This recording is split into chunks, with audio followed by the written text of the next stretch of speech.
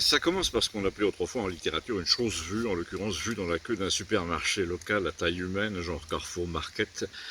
Et j'ai raconté à mes 4 ou 5 amis dans l'ancien jardin du curé où je me trouve en ce moment que j'avais vu la veille un vieux couple, mais très vieux, et qui payait ses courses à la caisse et à qui une caissière à lunettes et à cheveux courts, la trentaine, le genre Josiane, enlevait un article sur le tapis, une paire de pantoufles pour dame à 6 ou 7 euros pendant le compte général pour leur dire avec la voix d'une infirmière: ah non, ça vous ne pouvez pas l'acheter en magasin, il faut le commander sur internet et puis vous venez le chercher en drive. En drive, alors oui, sur le parking, la dame avait visiblement pas compris les explications, mais elle a accepté qu'on lui enlève un article. Et monsieur a fait observer qu'on avait oublié les pantoufles, donc il n'avait rien compris non plus. Alors la Josiane a réexpliqué qu'à cause des mesures sanitaires, il fallait acheter sur internet, etc. Le type a souri, il a dit: je reviendrai jamais plus dans votre magasin, et puis ils sont partis. Il n'en fallait pas plus pour que naisse entre moi et mes compères de Campagnol une discussion assez animée. Mes compères, je veux dire Vladimir, qui pour une fois était là, Léon, le pianiste visionnaire, son copain, l'ancien moine qui arrêtait les brûlures dans tout le département, Gustave évidemment, l'abonné au Monde qu'on a détourné quand il revenait de l'épicerie, alors que Vladimir disait: fais attention, l'air de rien, il est capable de dire aux gendarmes qu'on serait humide derrière l'église. Avant son arrivée, nous avions commencé à discuter de l'épicerie, justement, une épicerie militante un peu pénible, où il n'y a jamais rien, ou alors des légumes un peu écolos dans le genre radis noir topinambour, et pour le reste, presque rien, pas de flan au caramel, en tout cas, pas de plat surgelé, juste le nécessaire, yaourt nature, pâtes, café. Vous ajoutez à ça que l'épicier est gauchiste sur les bords et qu'il ne peut pas supporter Gustave, le tableau est complet. Donc, quand l'abonné au Monde a appris l'anecdote des deux vieux et de la paire de chaussons, il a répondu: de toute façon, ça leur fera les pieds, il n'avait qu'à rester à l'épicerie du village. Où il n'y a rien, a dit Gustave, à part des navets, des betteraves et des pétitions. Et nous voilà partis sur les vieux, le commerce par Internet, les papiers par Internet, quand t'as pas Internet, ceci, cela, et de là, nous avons dérivé vers le vote américain. À cause du vote électronique, l'abonné au Monde, qui n'était au courant de rien, a ricané sur Trump, évidemment, en débitant tout ce qu'il fallait dire, c'est-à-dire que Trump est un mauvais perdant, à quoi Gustave a répondu en disant que c'est surtout Biden qui est un mauvais gagnant. Euh, Tu as vraiment l'impression du coureur d'étape qui est arrivé sur le fil avec un autre et qui montrait à la tribune à toute allure avant les autres, en sueur encore et tout essoufflé, pour dire: je suis content d'avoir gagné, alors que la photo n'est même pas développée. Mais il n'y a pas photo, justement, a dit l'abonné au Monde. Ben, si, a répondu Gustave, et là, gentiment, il m'a invité à expliquer pourquoi j'étais sans doute, de toute cette bande, le plus au courant de tout ce qui se passait aux États-Unis en ce moment. Il a dit l'autre jour, Gustave a dit l'autre jour, je viens le voir, il écoutait la télé américaine en direct, figurez-vous, en faisant du plâtre au rez-de-chaussée de chez lui, et le lendemain, je le croise dans la campagne sur son vélo, il écoutait encore un débat sur Fox News avec son téléphone en 4G. Là, il parlait de moi, hein. Et je confesse que c'est vrai, je leur ai expliqué que j'étais fasciné par cette histoire de vote truqué, par les machines, et surtout par le fait que la presse n'en disait strictement rien chez nous. C'est normal, a dit l'abonné au Monde, ça ne nous concerne pas, il n'y a pratiquement pas de vote électronique en France. Alors là, j'ai dû expliquer que la comptabilité électronique des votes ne concernait pas que les gens qui pianotaient sur une machine au bureau, je veux dire au bureau de vote, mais aussi les chiffres tels qu'ils étaient saisis par le ministère de l'Intérieur ensuite, quand tout remontait vers Paris, sans parler des votes de l'étranger évidemment, et que tout ça était traité par des logiciels dont on ne savait pas trop ce qu'ils fabriquaient dans votre dos. Par exemple, ce qui faisait des inscrits qui n'avaient pas voté, ou des bulletins blancs. Par exemple, à Lyon, dans 2 ou 3 arrondissements, lors de la présidentielle, on a vu des bureaux sans aucun bulletin blanc. C'est bizarre ça. Et enfin, c'est ce que j'ai entendu dire. Alors, j'étais assez prudent. À quoi, évidemment, l'abonné au Monde a répondu à son tour: si tu cites pas tes sources, évidemment. Bon, alors j'ai coupé là et j'ai dit: donc, moi qui écoute la télé américaine toute la journée, je vous résume le truc. Aucune chaîne française ne vous juge digne de connaître les débats qui agitent en ce moment l'Amérique à propos d'une truanderie informatique dans le comptage des votes, comme s'il ne fallait pas réveiller ce sujet chez nous. Il y a un problème de sincérité du vote, même en Europe, puisque les logiciels en question, qui comptabilisent les votes, équipent chez nous des ministères, dont celui de l'Intérieur. Tu m'as compris, ai-je dit à Gustave. Non, on t'a pas compris, a dit l'abonné au Monde. Alors là, nous sommes redescendus d'un cran dans le raisonnement, et j'ai dit, sans préjuger de ce qui se passe, au niveau du comptage dans les bureaux du ministère de l'Intérieur, on peut au moins souligner que le vote est sujet dans les villages à toutes sortes de magouilles, avant même le stade des ordinateurs, et nous voilà partis à répertorier toutes les truanderies observables depuis 40 ans, car les choses ne s'améliorent pas du tout, mais empirent au contraire au fil des années. D'abord, a dit Gustave, tu as le fait que les gens se déplacent de plus en plus pour travailler désormais. La plupart des jeunes ici sont dans le département voisin, en Bretagne, en Angleterre, parfois en Chine, mais ils restent inscrits électoralement ici, d'où l'abstention record, parce qu'ils ne votent pas par correspondance, du moins pas à leur connaissance, si tu vois ce que je veux dire. Justement, la participation est en hausse, a dit l'abonné au Monde. Oui, c'est bien ce que je vous dis, a dit Gustave, il faudrait être sûr que ce n'est pas une machine, un logiciel qui a voté au moment du comptage général à Paris, à la place des abstentionnistes. Mais qu'est-ce qui te permet de dire ça? Alors, je suis intervenu à mon tour et j'ai dit, écoutez, bien justement, quand on voit le scandale qui se profile aux États-Unis, quand on voit que le même logiciel de récapitulation a été acheté chez nous par le ministère de l'Intérieur et celui de l'Éducation, quand on voit que la Chine est dans la holding qui fabrique et qui vend ces machines depuis 20 ans, à travers bizarrement toutes sortes de sociétés écrans, quand on voit que la Suisse, qui avait acheté l'un de ces dispositifs clés en main, c'est le cas de le dire, pour ses votations dans les cantons, a gueulé en 2017 pour signaler qu'il y avait une porte dérobée et qu'on pouvait altérer les résultats, on est quand même un peu circonspect. Mais je veux bien accepter toutes tes objections, lui ai-je dit. Sauf que depuis que Trump a dit « penchons-nous sur ce logiciel », les dirigeants de la société de logiciels en cause ont mis leur boîte en faillite en Espagne. C'est un peu bizarre, non? Ça sent la précipitation, lui ai-je dit. Donc, a dit l'abonné au Monde, à t'entendre, Campagnol est placé, si ça se trouve, au cœur d'un complot planétaire, parce que ces abstentionnistes et ces votes blancs ont été attribués à je ne sais quel candidat à la REM. Note bien, lui ai-je dit, que personne n'avait encore dit ça, c'est toi qui viens de le déduire. Cependant, on est bien obligé de se dire que dans un pays où ça fait 15 ou 20 ans qu'il y a 2,5 millions de cartes vitales en trop, le fait qu'on fasse voter les morts et les absents et qu'on radie ceux qui ne conviennent pas aux mêmes, et qu'on trafique les logiciels, ne me paraît pas absolument inimaginable. Je m'apprêtais à dire, de toute façon on s'en fout, tout en rajoutant une couche à mon argumentation selon laquelle chez nous il y a d'autres façons de truquer une élection, intimider les gens pour qu'ils n'aillent pas voter, acheter les votes, influencer les vieux, faire voter les malades mentaux, puis dans certaines villes comme Lyon ou Marseille ou Paris, les urnes sont bourrées dans les voitures qui les emmènent au bureau central de dépouillement, tout ça est très connu, mais j'ai dit plutôt, ce que je commence à comprendre, c'est pourquoi il y a tant de gens haut placés depuis 10 ans qui parlent de vote électronique ou par correspondance, comme s'il s'agissait d'un progrès considérable qu'il fallait mettre en place à toute allure. Alors, Gustave est intervenu à son tour et il a dit, comme souvent, une chose qui a dégagé la leçon un peu de tout ce que nous disions depuis le début. Il a dit, on n'en est pas à débusquer le moindre mécanisme de la fraude, on s'en fout. Et c'est vrai qu'avec l'électronique, c'est devenu un jeu d'enfant. Non, moi je préfère, nous a-t-il dit, réfléchir, et donc vous inviter à réfléchir sur le fait que la fraude électorale soit devenue, dans le monde moderne, une nécessité. Et là, Léon, qui a un QI à 3 chiffres, a immédiatement compris ce qu'il voulait dire, au point que Gustave, pour le mettre à l'épreuve, l'a laissé continuer tout seul. Vas-y, on va voir si tu penses à la même chose que moi. Donc Léon, mal coiffé, en chemise, en short, malgré les 10 degrés, chaussé de baskets orange délavé, a commencé à nous dire que de toute façon, il fallait préserver une apparence de démocratie dans un monde où tout tournait plus ou moins à la dictature technologique. Il y avait une double exigence, faire croire aux gens qui décident, mais en fait décider pour eux parce que tout est devenu trop complexe, trop technique. Donc, a-t-il dit, mettre des machines à voter, comme ça, des machines à compter qui comptent dans ton dos, dans le sens qui arrange le pouvoir, c'est très bien pourvu que ça ne se voit pas. Et c'est le futur des sociétés modernes, comme dans les livres de science-fiction. C'est le grand mensonge d'aujourd'hui. Si on fait tout pour ton bien, tu ne vas pas commencer à avoir des opinions gênantes. Ça, c'est la version électorale du signe-là, on s'occupe de tout, des vendeurs de véranda.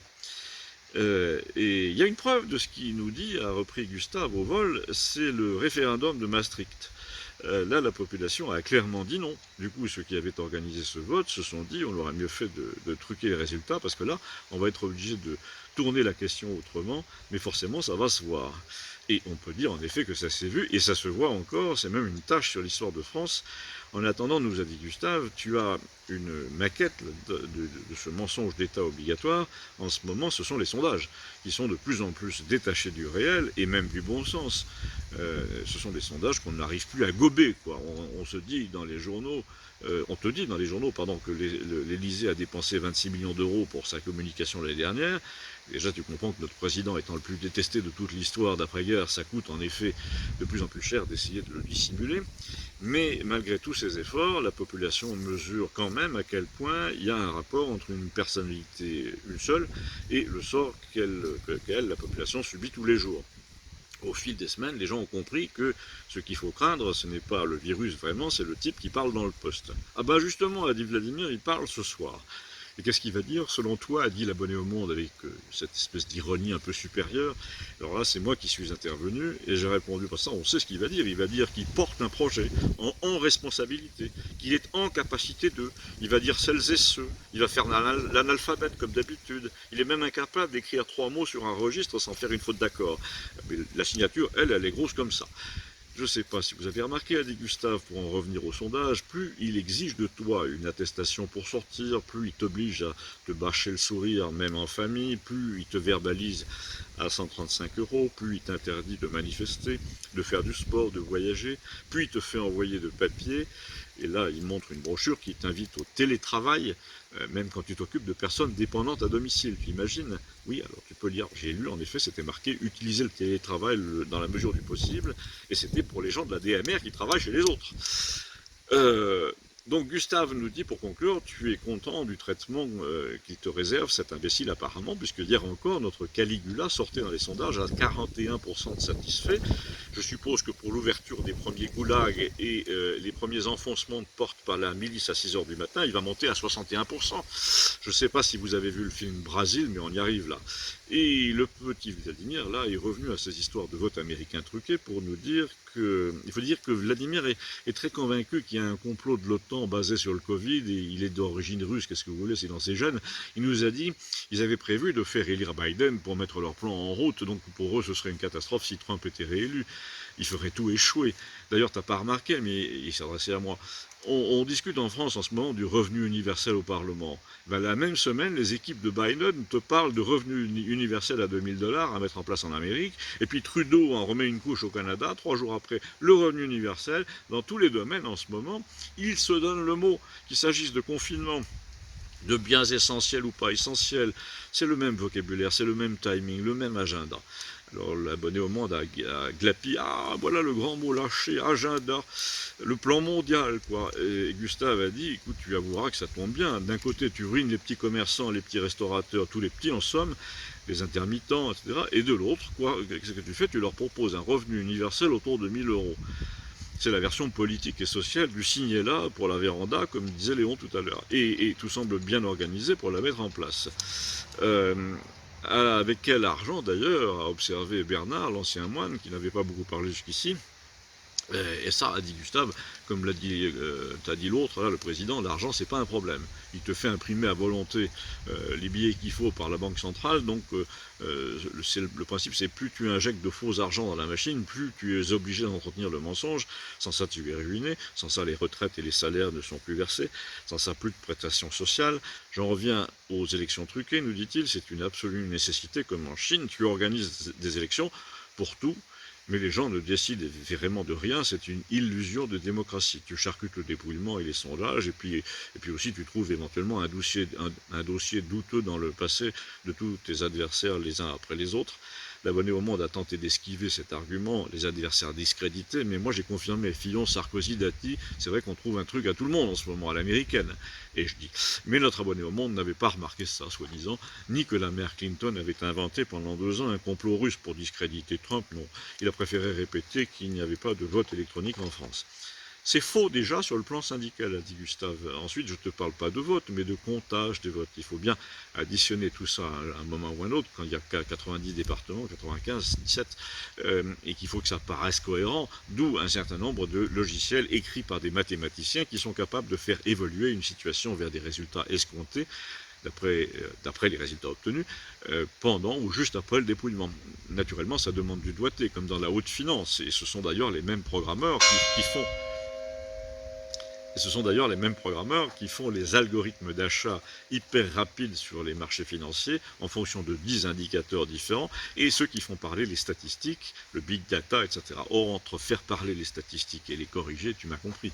Et là, Gustave a demandé à Léon, dis-moi, toi le calculateur prodige, est-ce que ça t'inspire quelque chose d'histoire des votes injectés contre Trump au dernier moment en provenance d'un serveur allemand?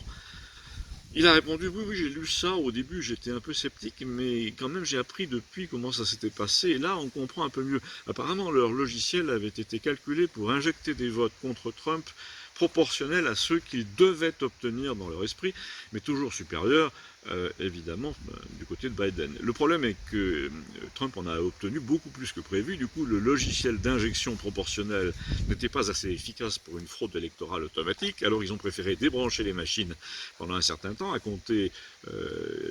pour compter les votes à la main. Soi-disant c'était des votes par correspondance, c'était à 2 heures du matin, et donc c'était un peu bricolé quoi, sur la fin. On a beau dire, mais l'abonné au monde était un peu ébranlé par tout ça, c'est-à-dire dépassé. Il a préféré revenir à ce qui était le plus attaquable dans tout ce raisonnement. Il a dit, quand je pense que Vladimir ose relier les élections américaines à la pandémie, on ne me l'avait pas encore faite celle-là. Mais si, tout est lié, a dit Vladimir. Tu vois bien que Biden, en ce moment, porte un masque tout le temps, il veut reconfiner tout le monde, il veut fermer les commerces, sauf ceux de première nécessité, il applique le plan, quoi. Tandis que Trump, lui, se pointe avec une casquette, les gens sont entassés devant lui par milliers, ils veulent pas perdre leur emploi, ils disent on avance quand même, tant pis, on fera attention, mais sans plus. D'ailleurs, Trump lui-même a chopé le virus et il a guéri en 5 jours. Et après, je me souviens qu'on a demandé à Bernard, qui passait pour un rebouteux et que son évêque avait chassé pour ça du monastère, s'il avait un remède contre le Covid. Et il a dit, on me demande souvent ça, je dis aux gens de prendre des vitamines le matin, c'est tout. Et puis, comme je suis resté très copain avec le père infirmier du couvent et que nous avons des tonnes de Nivaquine à cause des missionnaires, on est jumelé avec un établissement en Centrafrique, et ben on jugule les premiers symptômes de fièvre selon la méthode Raoult et ça marche très très bien. Et enfin, on s'est retourné vers Léon pour lui demander, puisqu'il était un peu devin, comment ça allait tourner tout ça à son avis. Réponse, ça va tourner à pile ou face. Ça on voit bien, a dit Gustave, mais entre qui et qui? Ben, entre la Chine, ses complices, et là l'abonné au monde l'a interrompu. Qui ses complices? Ben, ceux qui acceptent tout de la Chine par convoitise depuis 30 ans, qui ont tout bradé, qui les laissent faire, qui n'ont aucune pitié pour les hommes, qui disent que le mensonge ça n'a pas d'importance, il rapporte de l'argent. Et qui sont les autres?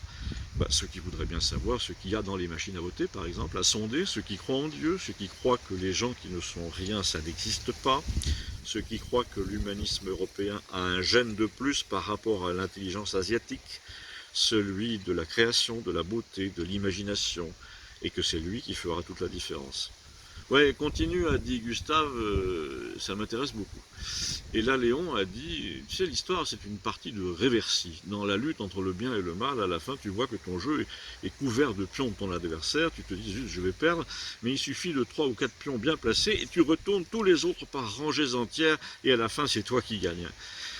Et la seule différence entre aujourd'hui et le passé, c'est le nombre de pions. Et le principe est toujours le même. Là, un peu vicelard, l'abonné au monde a dit, je vous fais observer qu'il ne dit pas la couleur des pions, hein, mais on voit bien à quoi il pense. En tout cas, a dit Léon, moi je vois bien de quel coup de tête tu me parles, et l'abonné au monde a quitté les lieux comme Judas. Et j'ai regardé Léon au fond de ce jardin de curé, comme s'il allait lui pousser au front une auréole. À bientôt, merci.